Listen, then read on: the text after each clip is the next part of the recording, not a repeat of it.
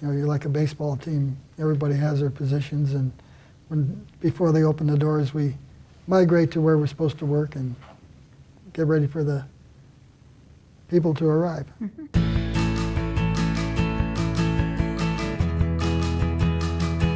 I'm Jonathan Stinson. I was born and raised in Cleveland, Ohio.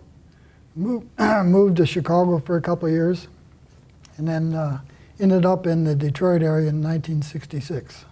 I'm Carol Stinson, and I followed him around. I grew up mostly in Connecticut, but we did move around quite a bit as a child also.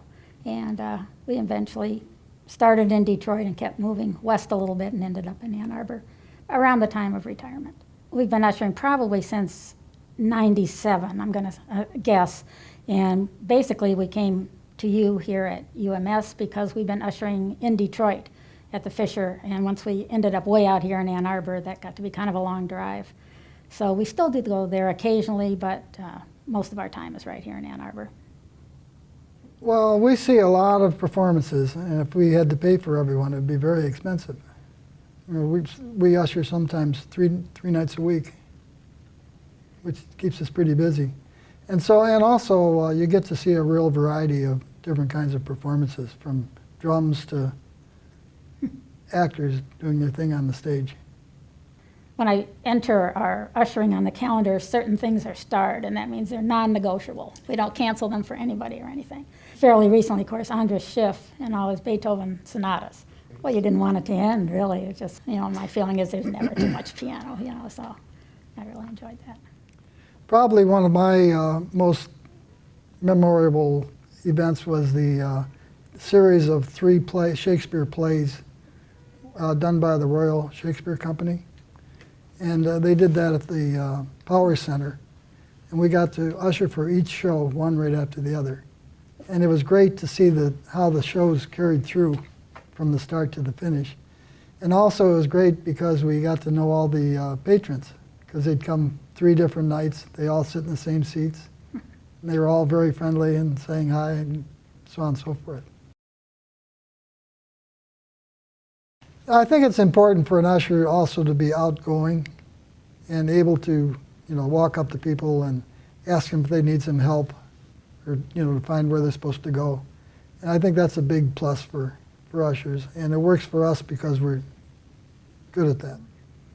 And one of the things that kind of stands out for me was we've been ushering at door 5 in the Hill now ever since the renovation. We just started right in on door 5.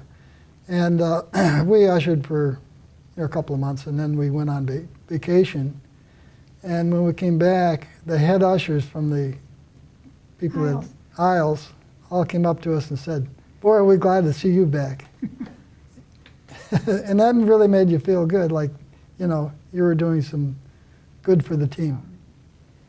It's just mainly become our entertainment, and I suppose a family in a way. And so you just kind of feel like you don't want to miss it, you know, because something might happen that you... It's like hanging out with a support group. Yeah. You know, we recognize the people that are other ushers and recognize the staff, and it's a good thing to do.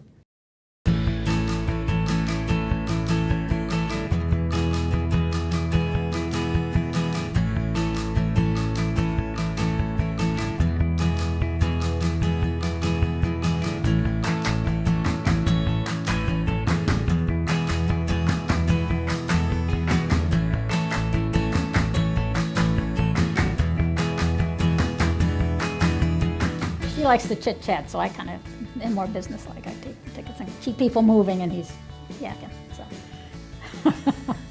That's going to be on there, I can tell. Yeah.